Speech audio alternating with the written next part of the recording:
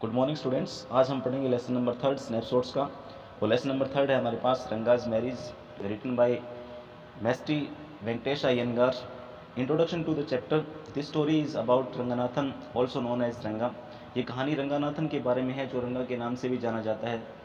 He belongs to the village Hosahalli. वह होशाली गाँव का रहने वाला है। He is one of the few people in the village who has been to the city to pursue his studies. वह उन थोड़े से ग्रामीणों में से एक है जो शहर में पढ़ाई करने के लिए गया था।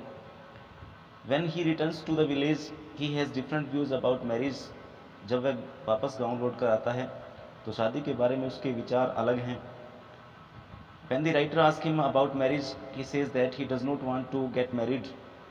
जब लेखक उसे शादी करने के बारे में पूछता है तो वह कहता है कि वह शादी नहीं करना चाहता। But the writer wanted him to marry Ratna, his friend Rama Rao नीस। मगर लेखक चाहता है कि वह उसके मित्र रामाराव की नीस के साथ, रत्ना के साथ वह शादी कर ले।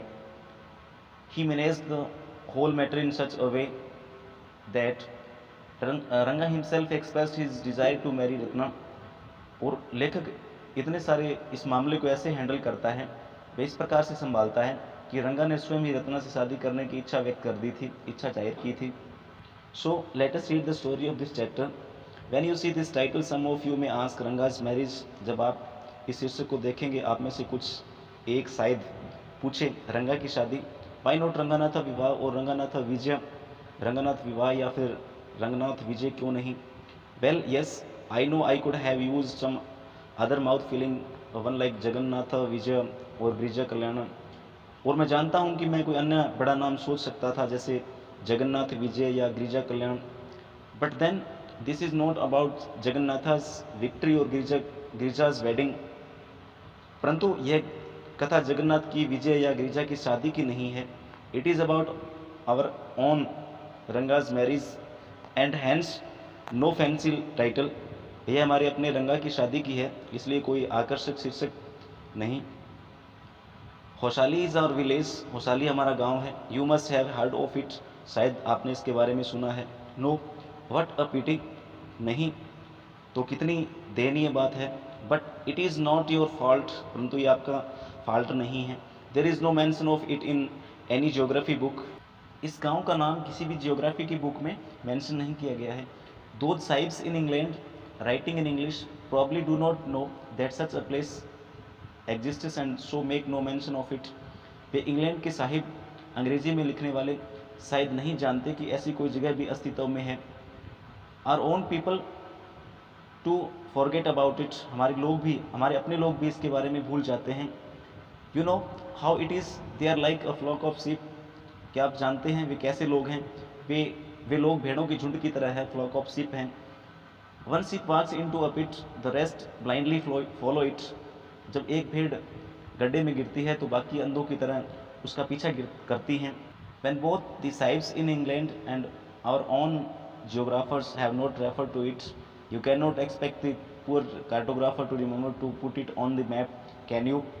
जब इंग्लैंड में रहने वाले साहिबों ने और हमारे अपने लोगों ने ही इसका जिक्र नहीं किया तो आप उम्मीद नहीं कर सकते हैं कि बेचारा नक्शा बनाने वाला जो कार्टोग्राफर है वो इसको नक्शे पर रखेगा या रख देगा। क्या आप ऐसा सोच सकते हैं, ऐसा कर सकते हैं, एक्सपेक्ट कर सकते हैं? And so there is not even the shadow of our village on any map. और इसलिए किसी नक्शे पर इसकी हमारे गांव की छाया भी नहीं है। Sorry, I started somewhere and then went off in another direction. माफ़ करना, मैंने शुरुआत कहाँ से की थी और फिर मैं दूसरी दिशा में चला गया। If the state of Mysore is to Bharatavarsha what the sweet karigadubu is to a festive meal, then Hosahalli is to Mysore state what the feeling is to be karigadubu. तो यहाँ पर राइटर कहता है कि यदि मैसूर राज्य का संबंध भारतवर्ष से है, करीगा दाबू मिठाई का संबंध त्यौहार के भोज से है, तो होसाली का संबंध मैसूर से ही है जो कि करीगा दाबू का संबंध उसके अंदर से भरी जाने वाली सामग्री से है। What I have said is absolutely true, believe me. मैंने जो भी कुछ कहा है एकदम सच है, मेरा विश्वास कीजिए। I will not object to your questioning it but I will stick to my opinion. मैं अपने आपके प्रश्न पर एतराज़ नहीं करूँगा किंतु मैं अपनी राय पर अटल रहूँगा, मैं अडिग रहूँगा। I am not the only one who speaks glowingly of Vaishali, मैं अकेला नहीं हूँ जो वैशाली के बारे में, वैशाली की तारीफ़ करता हूँ, ग्लोविंगली उसकी बात करता हूँ। We have a doctor in our place, हमारे पास, हमारे गांव में एक डॉक्टर है। हिज नेम इज़ गुंडा भट्ट, उनका नाम गुंडा भट्ट है। ही एग्रीज विद मी, वह मेरे साथ सहमत होता है। He has been to quite a few places, वह कुछ स्थानों पर घूम कर के आया हुआ है। नो नॉट इंग्लैंड, नहीं इंग्लैंड में नहीं। If any one asks him whether he has been there he says no, अन्य, अगर उससे कोई पूछता है कि क्या वह वहाँ गया है तो वह कहता है कि नहीं, अन्य स्थान पे मैं गया हुआ हूँ। I have left that to you, और वह मैंने आपके लिए छोड़ दिया है। Running around like a flea pestered dog is not for me, एक पिस्सूग्रस्त कुत्ते की तरह, यानी एक फ्ली पेस्टेड डॉग की तरह घूमने का काम मेरा नहीं है, किसी और का है। I have seen a few places in my time, दो, यद्यपि मैंने अपने समय में कई स्थान देखे हैं। As a matter of fact he has seen many, वास्तव में उसने कई स्थान देखे हैं। Have some mango trees in our village, हमारे गांव में कुछ आम के पेड़ हैं। Come visit us and I will give you a raw mango from one of them, हमारे यहाँ आओ और मैं आपको उनमें से एक कच्चा आम दूंगा। डू नॉट ईट इट, इसको खाना नहीं। जस्ट टेक अ बाइट, सिर्फ एक टुकड़ा काटना।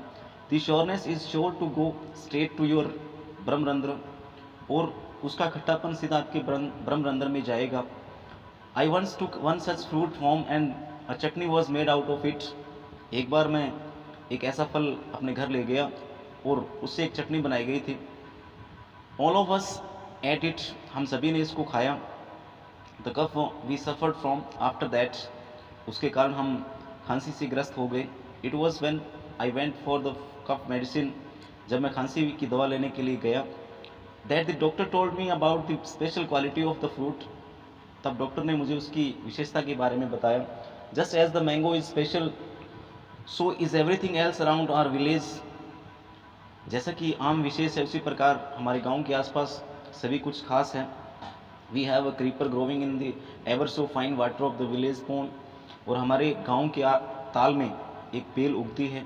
It's flower are a fish to behold, उसके फूल देखने में बहुत अच्छे हैं।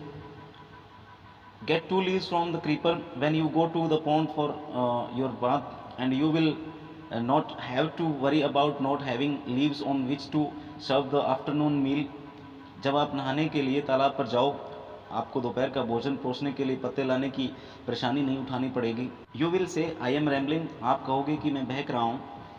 It is always like that when the subject of our village comes up, ऐसा ही होता है जब हमारे गांव का विषय आता है। If any one of you would like to visit us drop me a line, यदि आप में से हमारे यहाँ कोई आना चाहता हो तो मुझे पत्र लिखना। I will let you know where Vaishali is and what things are like here, मैं आपको बता दूंगा कि वैशाली कहाँ है और वहाँ किस प्रकार की चीज़ें हैं। The best way of getting to know a place is to visit it, don't you agree, किसी स्थान को भली भांति जानने के लिए अच्छा है कि उसको देखा जाए, क्या आप इस बात से सहमत नहीं हैं। What I am going to tell you is something that happen 10 years ago, जो मैं आपको बताने जा रहा हूँ वह कोई 10 साल पहले घटी थी। We did not have many people who knew English then, our village accountant was the first one who had enough courage to send his son to Bangalore to study, हमारे यहाँ पर उस समय अंग्रेज़ी जानने वाले बहुत कम लोग थे। हमारे गांव का अकेला जो अकाउंटेंट था, पहला व्यक्ति था जिसने अपनी हिम्मत करके अपने पुत्र को बेंगलोर पढ़ने के लिए भेजा था। इट इज़ डिफरेंट नाउ, अब यह सब अलग है। There are many who know English, यहाँ बहुत सारे ऐसे लोग हैं जो इंग्लिश जानते हैं। During the holidays you come across them on every street talking in English, छुट्टी के दिनों में आप उनको गलियों में घूमते मिल सकते हैं अंग्रेजी में बातें करते। Those days we did not speak in English nor did we bring in English words while talking in Kannada, और उन दिनों में हम इंग्लिश नहीं बोलते थे और न ही कन्नड़ भाषा का प्रयोग करते समय इंग्लिश के शब्द बीच में लाते थे। What has happen is disgraceful, believe me, जो भी कुछ हुआ है मेरा विश्वास कीजिए बहुत डिसग्रेसफुल है। The other day I was in Ramarao house when they brought a bundle of firewood, उस दिन मैं रामाराव के घर पर था जब उन्होंने जलाने के लिए लकड़ियाँ खरीदी। रामाराव सन केम आउट टू पे फॉर इट, रामाराव का बेटा पैसे चुकाने के लिए बाहर आया। He asked the woman how much should I give you, और उसने उस महिला से कहा, मैं तुम्हें कितने पैसे दूँ? 4 pice, she said, उसने कहा 4 पैसे। The boy told her he did not have any change and asked her to come the next morning. लड़के ने उसे बताया कि उसके पास चिल्लर नहीं है, वह कल सुबह आकर ले जाना। The poor woman did not understand the English word change and went away muttering to herself. बेचारी महिला को चेंज शब्द का अर्थ नहीं समझ में आया और वो बुड़बुड़ाती हुई अपने घर चली गई। I too did not know, मैं भी नहीं जानता था। Later when I went to Ranga's house and asked him, I understood what it meant. और बाद में मैं जब रंगा के घर गया और उससे पूछा, तब मुझे समझ में आया कि उसका मतलब क्या था। This priceless commodity, the English language was not so widespread in our village a decade ago.